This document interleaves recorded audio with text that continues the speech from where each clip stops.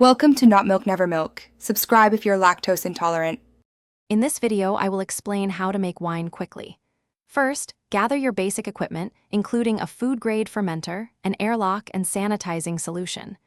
Next, choose ripe, clean fruit, such as grapes or berries, and crush them to release their juice.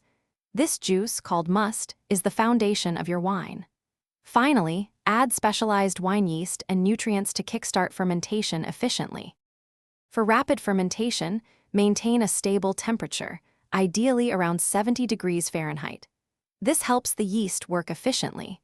Regularly check the specific gravity with a hydrometer to monitor sugar conversion into alcohol. A quick wine can often complete its primary fermentation in about 5 to 7 days. Always use an airlock to protect your wine from oxygen and contaminants. Once fermentation slows, it's time to clarify your wine. Carefully rack the wine off the sediment into a clean, sanitized container. You can use fining agents like bentonite or Kieselsaal to help clear the wine rapidly. After fining, stabilize the wine with potassium metabisulfite and potassium sorbate to prevent renewed fermentation. Let it settle for a few days. Finally, prepare for bottling. Ensure all your bottles and equipment are thoroughly sanitized. Carefully siphon the clear, stabilized wine into your bottles, leaving about 1 inch of headspace.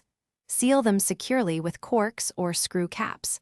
While aging often improves wine, your quick wine can be enjoyed within a few weeks.